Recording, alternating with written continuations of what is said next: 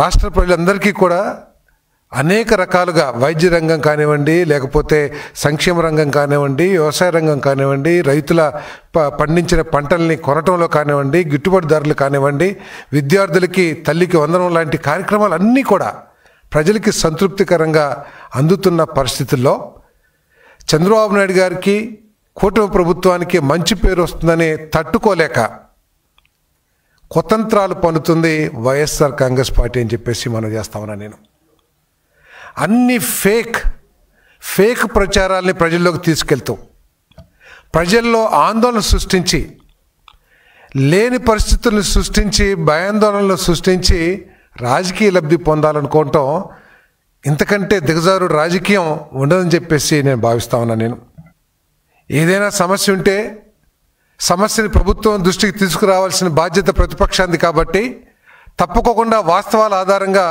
ప్రభుత్వ దృష్టికి తీసుకొస్తే దాని మీద స్పందించకపోతే ప్రజలు గుర్తిస్తారు ఆ తప్పుని. కానీ వైఎస్ఆర్ కాంగ్రెస్ పార్టీ తాము చేసే అరాచకాలు, తాము ప్రజల్లోకి తీసుకెళ్లే విధ్వంసకర విధానాలు 5 సంవత్సరాల్లో రాష్ట్రాన్ని అన్ని విధాలు కూడా నాశనం చేసిన పరిపాలన, వీటన్నిటి నుంచి దృష్టిని మరల్చడానికి తనకున్న పత్రికను అడ్డం పెట్టుకుని ప్రజల్లో ప్రతి విషయంలో కూడా భయాందోళన సృష్టించడానికి, ప్రభుత్వం చేస్తున్న మంచి పనుల మీద కూడా తప్పుడు ప్రచారం చేయడానికి కృషి చేయటం ఇంతకంటే దిగజారుడు ఉండదని చెప్పేసి నేను మనవి చేస్తా ఉన్నా. నేను ఉదాహరణకి రైతులు ప్రతి సంవత్సరం కూడా ఎరువులు కావాలి, పంటకి నీళ్లు కావాలి, ఇవన్నీ చూసుకోవాల్సిన బాధ్యత ప్రభుత్వం మీద ఉంది. మీరు 5 సంవత్సరాల్లో చేసిన పని ఏమిటి? కనీసం ఒక్క డ్రైనేజీ కాలువన్నా సరే రాష్ట్రంలో తవ్వారా అని చెప్పేసి నేను ప్రశ్నిస్తామన్నా. నేను ఒక్క ఇరిగేషన్ కాలువకైనా సరే నిధులు కేటాయించి మీరు కాలువలు తవ్వారా అని చెప్పేసి అడుగుతామన్నా. నేను ఏ ఒక్క ఇరిగేషన్ ప్రాజెక్ట్నైనా సరే బాధ్యతగా పూర్తి చేయడానికి ప్రయత్నం చేశారా అని చెప్పేసి అడుగుతామన్నా. నేను వ్యవసాయ రంగాన్ని పూర్తిగా గాలికి వదిలేసి రైతుల భవిష్యత్తుకి ఒక చీకటి మార్గం క్రియేట్ చేసి ఈరోజు రైతుల గురించి మొసలి కన్నీరు కారుస్తాం చాలా బాధాకరం అని చెప్పేసి కూడా నేను మనం చేస్తా ఉన్నాను. మీరు మొసలి కన్నీరు కారుస్తే రైతులు గుర్తిస్తారు, రైతులేమి అమాయకులు కాదు. కానీ మీరు భయాందోళన సృష్టించి, ఉదాహరణకి యూరియా ఉంది, యూరియా మీరు 5 సంవత్సరాలు పరిపాలన చేశారు, మీరు ఎన్ని టన్నులు తీసుకొచ్చారని చెప్పేసి నేను అడుగుతా ఉన్నా. నేను అదే అప్పుడు ఎంత ఆయకట్టు ఉందో ఇప్పుడు కూడా అంతే ఆయకట్టు ఉంది, కొంత పెరిగే ఉంటుంది. ఎందుకంటే కొన్ని హంద్రీనివా లాంటి ప్రాజెక్టులు, ఏదైతే ఇరిగేషన్ ప్రాజెక్టులు, డ్రింకింగ్ వాటర్ ప్రాజెక్ట్ ఉందో, మీరు రాయలసీమ బిడ్డ అయ్యిండి కూడా కనీసం రాయలసీమ ప్రజల మీద కూడా ప్రేమ లేకోకుండా కనీసం ₹1 కూడా మీరు ఖర్చు పెట్టిన విషయం వాస్తవం కాదా అని చెప్పేసి అడుగుతామని నేను. మరి అటువంటి ప్రాజెక్ట్ని కొన్ని వందల టీఎంసీల నీటిని సరఫరా చేయడానికి కాలువలను వెడల్పు చేయటం, హంద్రీనివా కాలువను వెడల్పు చేయటం కానివ్వండి, లేదు లైనింగ్ చేసి చిత్తూరు జిల్లాకి డ్రింకింగ్ వాటరు, ఇరిగేషన్ వాటర్ తీసుకెళ్తాం మూలంగా కొంత ఇరిగేషన్ పెరిగి ఉండొచ్చు. ఎందుకంటే అనంతపూరు, కడప, అదేవిధంగా చిత్తూరు జిల్లా రైతులకి ఈ హంద్రీనివా ద్వారా చాలా మేలు జరిగిన విషయం వాస్తవమే. మరి మీరు 5 సంవత్సరాల్లో 2021లో మీరు తీసుకొచ్చింది కేవలం 5.5 లక్షల టన్నులు మాత్రమే. ఈ సంవత్సరం మేము 7 లక్షల టన్నుల్ని యూరియాని అందుబాటులోకి తీసుకొచ్చాం. రైతులకి ఎప్పుడైనా సరే వారికి కావాల్సిన యూరియాని మేము సరఫరా చేయడానికి మా డిస్ట్రిబ్యూషన్ వ్యవస్థ ఏదైతే ఉందో, ప్యాక్స్ కానివ్వండి, లేదు కొన్ని చోట రూల్స్ ప్రకారం కేంద్ర ప్రభుత్వం నిబంధించిన రూల్స్ ప్రకారం డీలర్స్ ద్వారా కానివ్వండి సరఫరా చేయడానికి మేము సిద్ధంగా ఉన్నాం. అయినా కూడా మీరు సృష్టిస్తున్న భయాందోళన మూలంగా లేని విషయాల్ని, అబద్ధాలని ప్రజల్లోకి తీసుకెళ్ళటం ద్వారా రైతుల్లో ఒక భయాందోళన సృష్టించి ఒక కృత్రిమైన కొరతని సృష్టించడానికి, తద్వారా లబ్ధి పొందడానికి ప్రయత్నం చేస్తున్నారని చెప్పేసి నేను ఈ సందర్భంగా తెలియజేస్తా ఉన్నాను.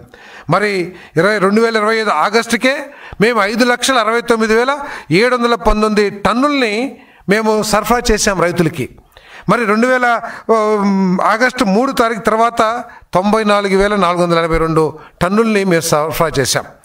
మరి వచ్చే నెల 10వ తారీఖు కల్లా, అంటే ఖరీఫ్లో ఇంకొక 40,000 టన్నులు, మొత్తం 7 లక్షల మెట్రిక్ టన్నుల్ని రైతులకు అందజేస్తామని చెప్పేసి మనం చేస్తున్నాను. దయచేసి రైతులు ఈ వైఎస్ఆర్ సిపి చేసే ప్రచారం ఏదైతే ఉందో, వీళ్ళ బతుకంతా కూడా అబద్ధాల మీద, లేకపోతే విధ్వంసాలు సృష్టించడం ద్వారా, లేకపోతే ఫేక్ ప్రచారాలు చేయడం ద్వారానే వాళ్ళ విధానంగా పనిచేస్తున్నారు. కాబట్టి దయచేసి రైతు సోదరులకి మనం చేస్తా ఉన్నాం, ఈ కూటమి ప్రభుత్వం చంద్రబాబు నాయుడు గారి నాయకత్వంలో రైతుల పట్ల అత్యంత బాధ్యతతో పనిచేస్తుందని చెప్పేసి ఈ సందర్భంగా మనం చేస్తాను. ఆ బాధ్యతలో భాగంగానే రైతులకి అనేక మేలు కలిగించే విషయాలు చేశాం.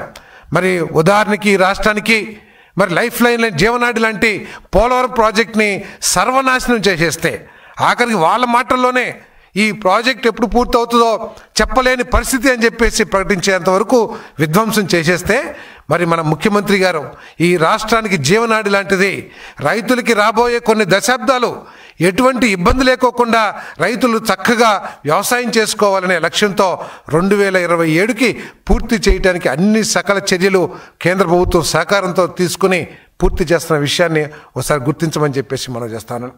గత ప్రభుత్వం మొత్తం వారి 5 సంవత్సరాల్లో కూడా వారు కొన్న ధాన్యం ఎంతో ఒకసారి ఆలోచన చేస్తే మరి మీ అందరికి కూడా తెలుసు, ఈ రాష్ట్ర రైతాంగం అంతా కూడా తెలుసు, ధాన్యం ప్రతి గింజ నేనే కొంటాను ప్రభుత్వం, ఇంకెవరు కొనటానికి వీల్లేదు, ఎవరన్నా కొంటే కేసులు పెడతామని చెప్పేసి బెదిరించిన వైఎస్ఆర్ కాంగ్రెస్ ప్రభుత్వం రైతుల దగ్గర ధాన్యం కొని 3 నెలలకు కూడా డబ్బులు చెల్లించని పరిస్థితిని మరి రైతులు మర్చిపోలేదని చెప్పేసి కూడా నేను ఈ సందర్భంగా తెలియజేస్తా ఉన్నా. నేను అంతేకాకుండా ఆఖరికి 1624 కోట్ల రూపాయలు రైతులకి ఎగ్గొట్టి ఏ ప్రభుత్వం కూడా కాంట్రాక్టర్లకి బిల్లులు పెండింగ్ పెడతాం చూసాం, లేకపోతే ఇంకా అనేక బకాయిలు ఉండటం చూసాం. కానీ రైతులకి ఎవరైతే పండించిన పంట అమ్ముకొని అప్పులు తీర్చుకునే పరిస్థితి రంగం ఏదైతే ఉందో అది వ్యవసాయ రంగం. ఆ కనీస జ్ఞానం లేని ఆనాటి ప్రభుత్వం 1627 కోట్ల రూపాయలని మరి ఎగ్గొట్టేసి రైతుల్ని గాల్లోకి వదిలిపెట్టిన పరిస్థితి ఈ రాష్ట్ర రైతాంగం మొత్తానికి కూడా తెలుసని చెప్పేసి మనం చేస్తాను. తర్వాత వచ్చిన కూటమి ప్రభుత్వం మరి ముఖ్యమంత్రి చంద్రబాబు నాయుడు గారు మాకేం సంబంధం లేదు, రాష్ట్రం తీవ్ర ఆర్థిక పరిస్థితులు ఉన్నప్పటికీ కూడా వారు ఎగ్గొట్టిన 1627 కోట్లని ఒక్క నెలలో మరి మొత్తం రైతులకి చెల్లించిన ఘనత కూడా కూటమి ప్రభుత్వం అని చెప్పేసి మనం చేస్తాను. రైతుల గురించి మొసలి కన్నీరు కారుస్తున్న జగన్మోహన్ రెడ్డి గారు, వైఎస్ఆర్ కాంగ్రెస్ పార్టీ సమాధానం చెప్పాలి. మీరు మొత్తం మీ గవర్నమెంట్లో 42 లక్షల టన్నులు మాత్రమే కొంటే మేము ఇప్పటికే 68 లక్షల టన్నులు ధాన్యం కొనుగోలు చేసామని చెప్పేసి మనం చేస్తాం. మీరు సంవత్సరానికి 42 లక్షల టన్నులు కొంటే మేము ఇప్పటికే 68 లక్షల టన్నుల్ని రైతుల దగ్గర నుంచి కొని 24 గంటలు 48 గంటల్లో రైతులకి సొమ్ములు చెల్లించిన ప్రభుత్వం ఏదైనా ఉందంటే దేశంలో అది చంద్రబాబు నాయుడు గారి ప్రభుత్వం అని చెప్పేసి మనం చేస్తాను. ఇప్పటికే దాదాపు 18,000 కోట్ల రూపాయలు రైతులు పండించిన పంటకి మేము సకాలంలో 24 గంటలు 48 గంటల్లో మేము డబ్బులు చెల్లించింది. అది మాకు రైతుల పట్ల ఉన్న బాధ్యత, మరి ప్రాధాన్యత అని చెప్పేసి కూడా నేను ఈ సందర్భంగా మనవి చేస్తాను.